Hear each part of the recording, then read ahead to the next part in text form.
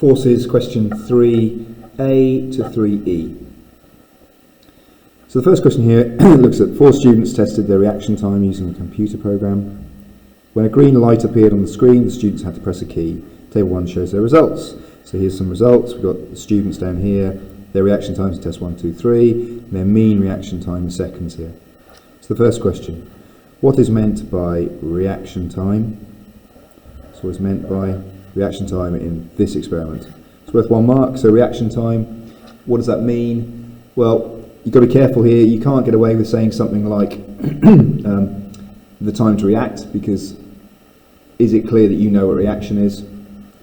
So the time it took, so the time between seeing, so what happened?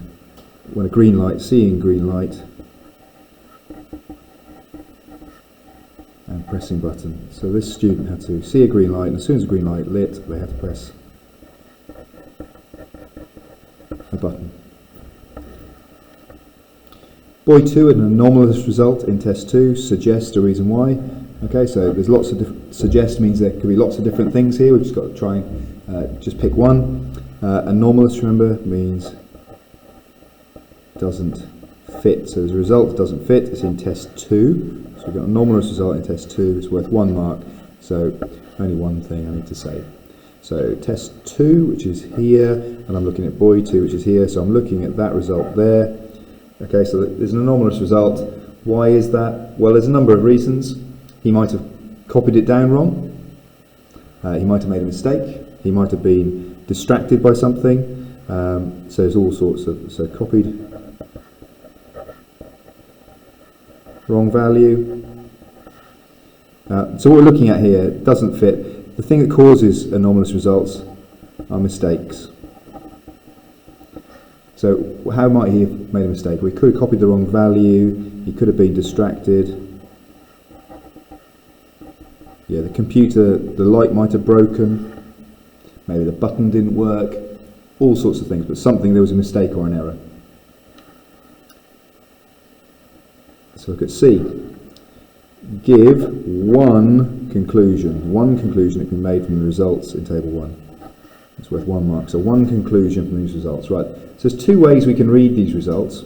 We can either read them that way, in which case we can see that boy 1 is the fastest, down to the slowest. Okay, so we've got boys and girls. We could say boy 1 is the fastest, girl 2 is the slowest. Or in general, we've got the boys tend to be faster than the girls. The average here, look, is 0.28 in between those two, whereas here it's 0.29295. So you can see the boys appear to be faster than girls. That's one conclusion you might write. The other way we could look is we could look down this way as well. So we could say, right, well, test 1, the average here was 0.28 up to 0.32, whereas test 2 is a little bit lower. Test 3, 0.22 was the fastest time. 0.29 was the slowest, so the fastest here was 0.28, the slowest was 0.32. So it seems to be going, it's one of 2 conclusions. Either they get quicker with practice, reaction time improves with practice, gets better with practice, or boys have a lower reaction time than girls, faster reaction time. So it's up to you which one you pick. So boys have shorter reaction time would be fine, but equally you could say reaction time decreases with practice. Now you only need to write one of those 2 there, but there's 2 possible conclusions. Suggest further evidence that you could collect to support your conclusion.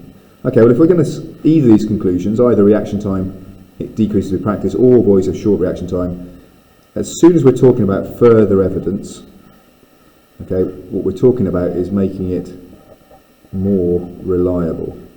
So improving reliability. It's only worth 1 mark. Again, suggests there's all sorts of things you could write here, but in particular, we're looking for more results. So we're collecting more results, and that's either going to be from more people or by more repeats with the same people. Okay, now you only need to put one of those two as well.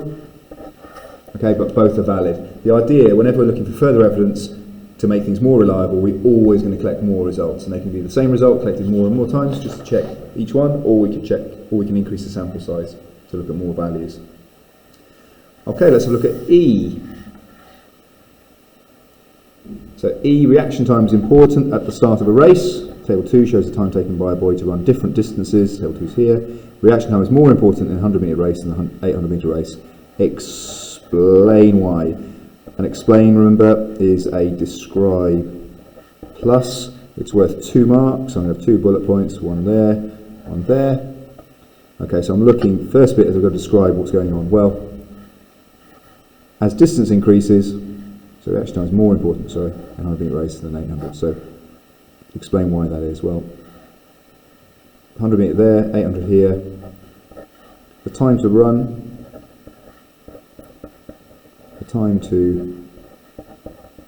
run, a race increases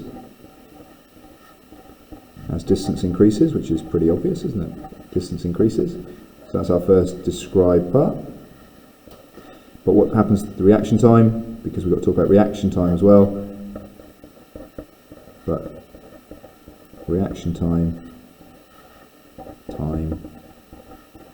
stays constant. So it doesn't matter how long the race is, if your reaction time is half a second, your reaction time will always be half a second. Okay, that's the first bullet point, so we describe what's going on. So what? So reaction time has less impact for long races as it is a smaller proportion of the whole race. I've probably written that in quite a long way, but hopefully that makes sense. So if you've got a reaction time of 1 second, or 1 second, which is quite a slow reaction time, 1 second reaction time, that's a massive slice. That's almost over a 12th of, almost a 13th of this race here, whereas 1 second is 139th of that race there. It's a very small piece of that race there. Okay, hope that's useful.